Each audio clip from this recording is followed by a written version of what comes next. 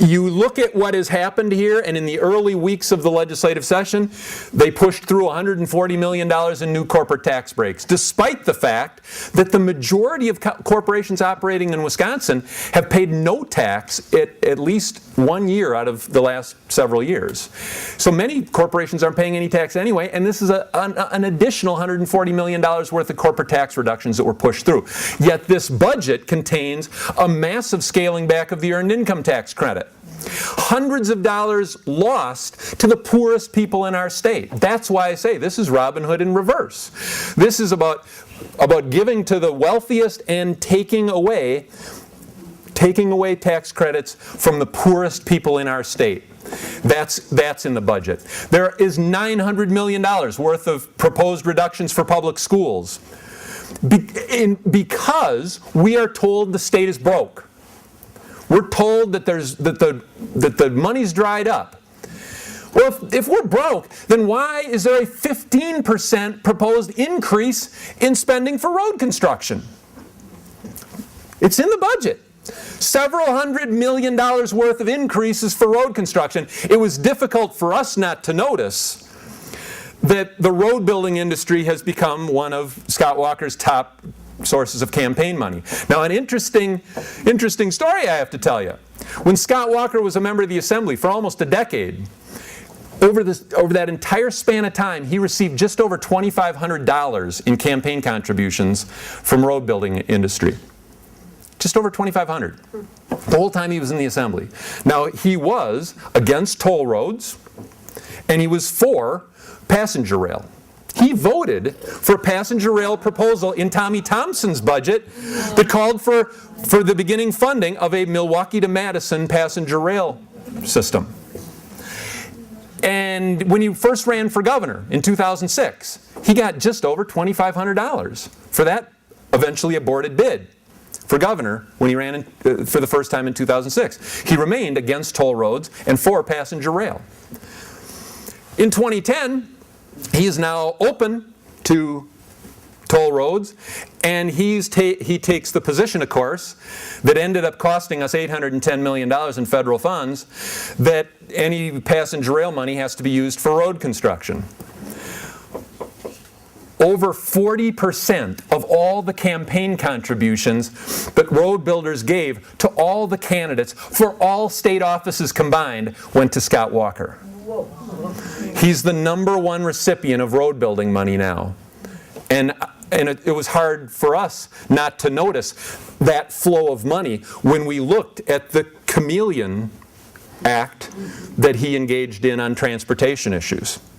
So we're broke, but we're increasing road construction by 15% on the heels of throwing $810 million for passenger rail out the window. It went to Illinois, it went to California, it went to close to a dozen other states. This is Robin Hood in reverse. This is benefiting the wealthiest at the expense of everybody else. And you see this on issue after issue after issue in this budget. We put out a report about the actions that have already been taken, the $140 million in extra corporate tax breaks, but also a law that makes it harder for people to sue if they're injured by defective products. Putting up new barriers to sue for damages if you're injured. That has now become law, and we made a whole list of all these laws that were passed in the early weeks of the legislative session, and it was hard for us not to notice that 2 out of every $3 in campaign contributions to Scott Walker and his allies from the legislature came from interests that benefited from those actions. 2 out of every $3. And so that is what we have to confront, because what we have is the ushering in of a big money plutocracy. What we ought to have is a small dollar democracy. What we are getting is a big money plutocracy.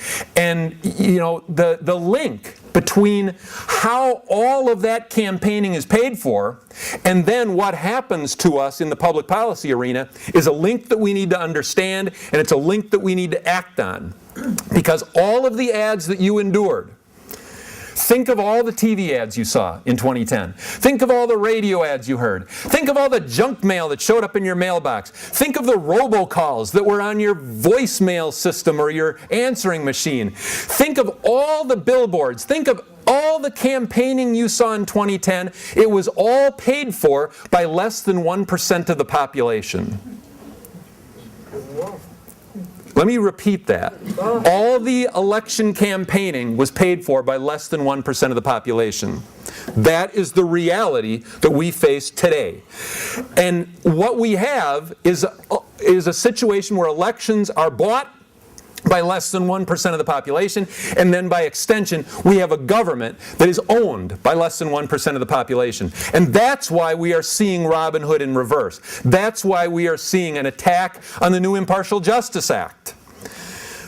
Governor Walker, among many things, takes out the key funding source, the most important funding source for our new system of publicly financed state Supreme Court elections. What they want to return us to the auctions that we've had in recent years. Because having those auctions is the way they end up with ownership of all three branches of government. And that's something that we have to fight with all of our might. There will be recall elections in this state, so get ready. But I would argue that the first recall election will be held on April 5th. And if you don't have April 5th circled on your calendar, you better doggone well circle it real soon. Because that, in effect, will be the first opportunity for people to voice their feelings about what's been happening over these last 3 weeks. It will be a referendum on Scott Walker. He will not be on the ballot, but it will be very much the first recall election opportunity. And people better doggone well understand that and find friends, find neighbors, find people, make sure they know about April 5th and get them to the polls. Now, I want to finish by drilling down a little deeper into the crisis that we face. I am circulating a petition about the Citizens United ruling that was foisted on us by the U.S. Supreme Court allowing unlimited corporate election spending. I think it's working its way around the room. If you don't see it before we leave, we'll try to locate it and get it for people to sign. But we have to rise up and protest against what is being done. It's not only about stripping away people's rights, the rights of workers. That is motivated by a deeper agenda. A desire to own our government. And this is one means to that end that's being pursued. We are living through what I would describe as the third stage of ownership in our society. Now, if you go back to the very beginnings of our nation, the very start, there were mechanisms of control in place. There were tools that the ruling class used to make sure that they made the rules and they kept people in their place. At the beginning of our society, of course, one important such tool was slavery.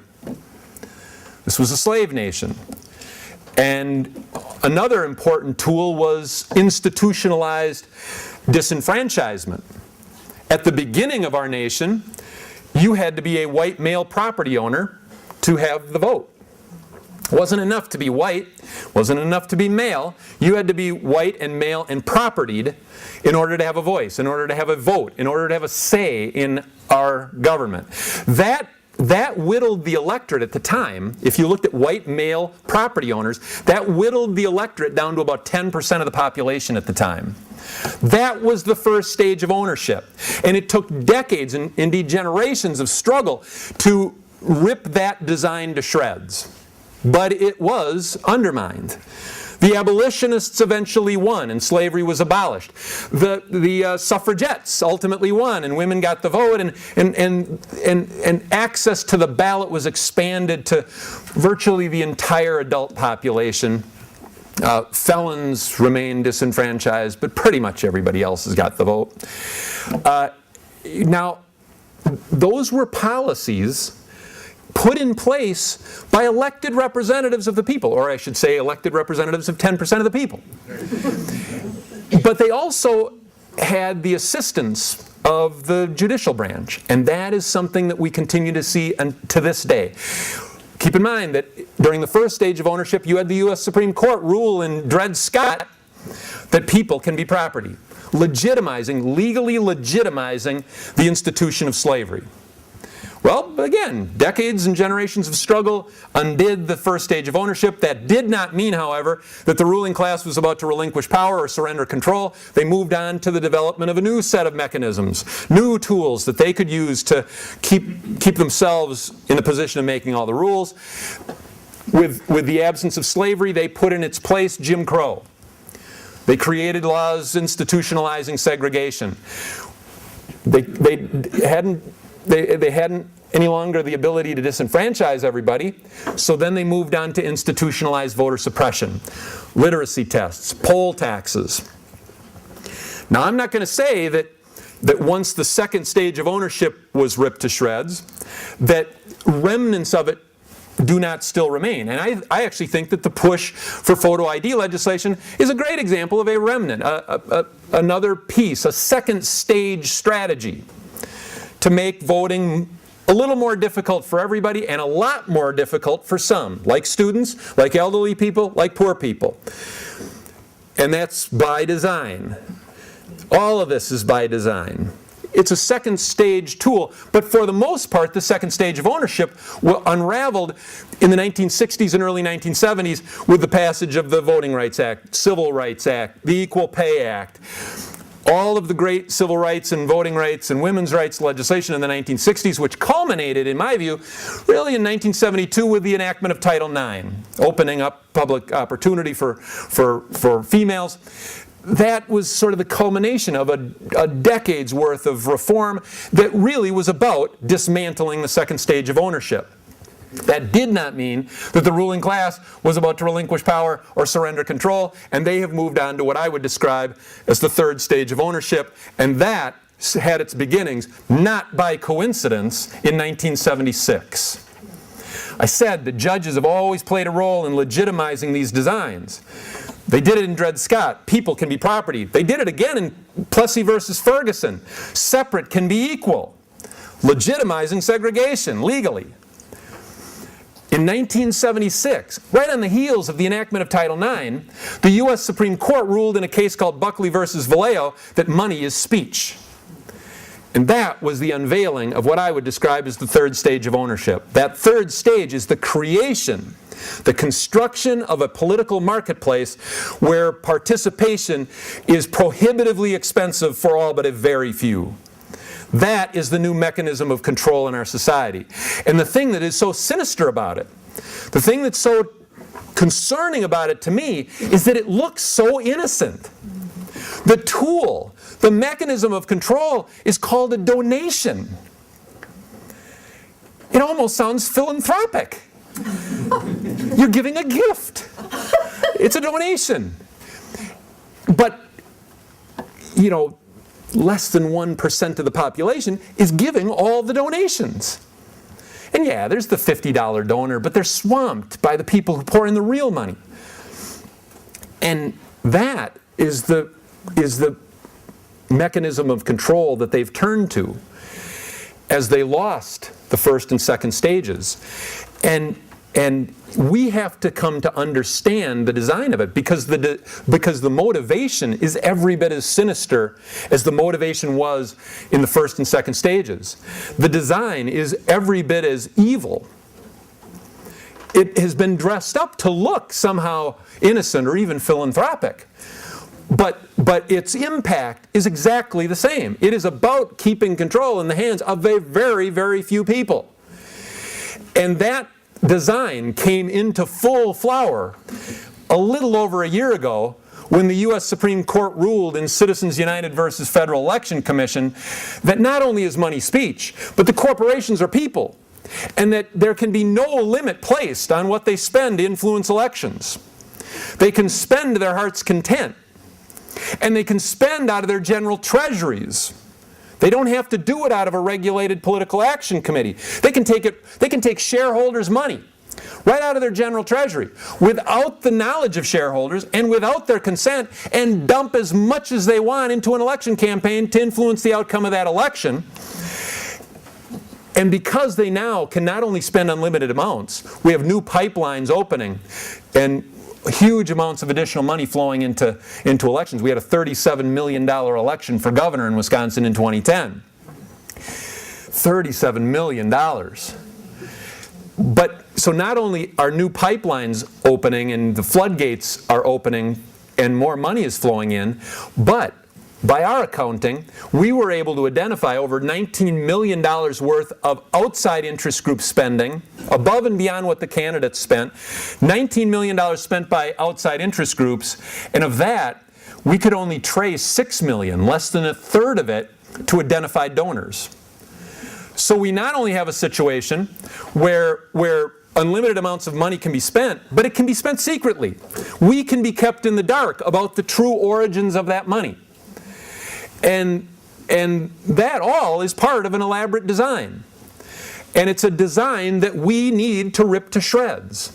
We need to challenge that design because it is central to what is happening to us. It is central to why the decisions are being made that are reflected in this budget for the next 2 years. It is central to why workers' rights have just been stripped in that so-called budget repair bill that had all of its budget-related items stripped out of it before they passed it. And all of this is a byproduct of that third stage of ownership. We have to challenge that. We need to insist that we replace that big money plutocracy with a small donor, small dollar democracy. We need to insist on a debate in this state about public financing of election campaigns. So we don't have elections owned by 1% of the population. We have voter-owned elections where we all have a financial stake in the election of our elected representatives. We do need to insist on disclosure, full disclosure, so that people can see who really is paying, who really is writing the checks for all that advertising that we have to endure. We should also insist on corporate accountability and shareholder rights. We should have a law at the state and federal levels that says, okay, if the Supreme Court's going to let you spend unlimited amounts of money, you at least should have to notify your shareholders, the people who supply you with all this capital, and get their permission in order to spend that money. We should insist on that element of corporate democracy. And we have to fight. This is something that I don't think people understand how important this is to the design of the third stage. We have to fight for a free and open internet. What has been described as net neutrality is kind of geekish code for a free and open internet. Right now, people can go to our website and gain access to our website, and 4.5 million people did in the last 3 weeks, just as easily as they can gain access to Microsoft's or Google or anybody else. That is net neutrality. Everybody gets treated the same. And if you pay your internet service provider a fee, you get access to the whole internet. You can post on YouTube. You can do all the things that you want to do. They desperately want and need to change that. Yes, there's a profit motive behind their desire to change it. Yes, they would like to create not a freeway of information on the internet. They would like to create a system of toll roads, and they would like to charge you one fee for some limited access, and they'd like to make sure that it's harder, takes longer to get to a little website like ours than it would be to some corporate website. And they want to say, well, if you want a little bit better service, you pay a premium. And if you want to post on YouTube, you pay a little bit more. And if you want the whole shebang, you pay a whole lot.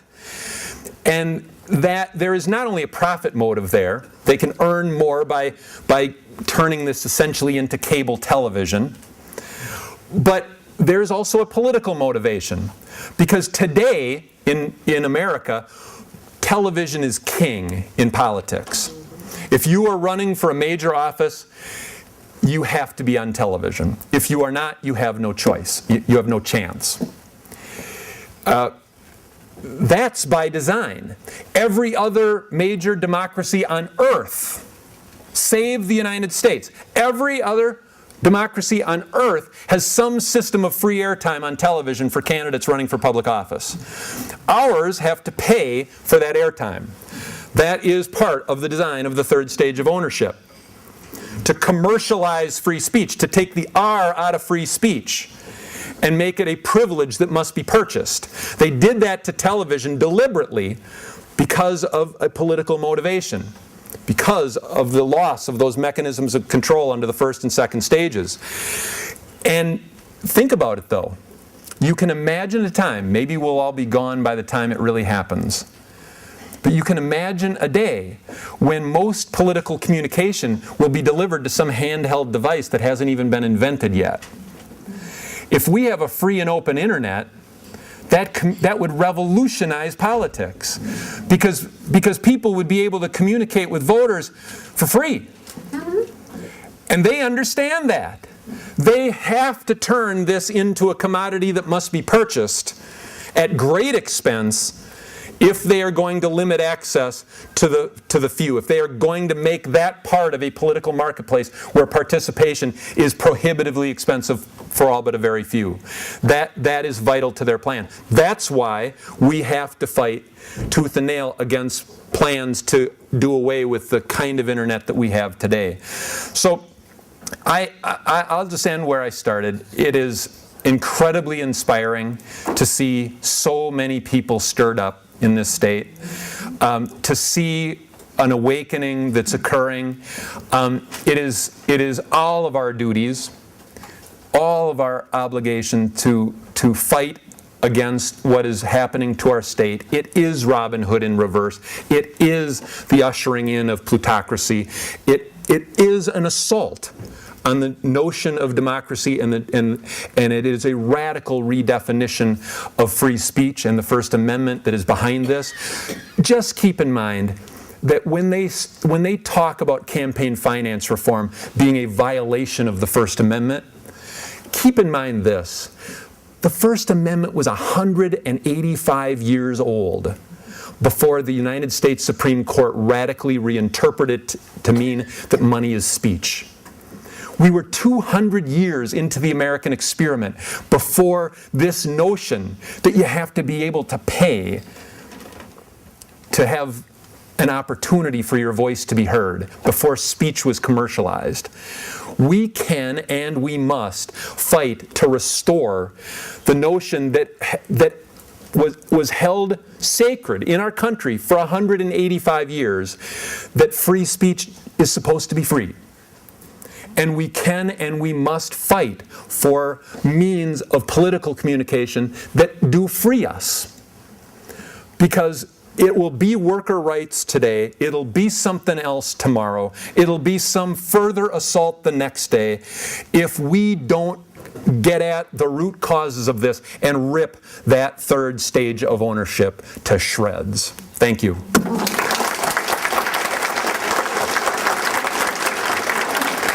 Thank you.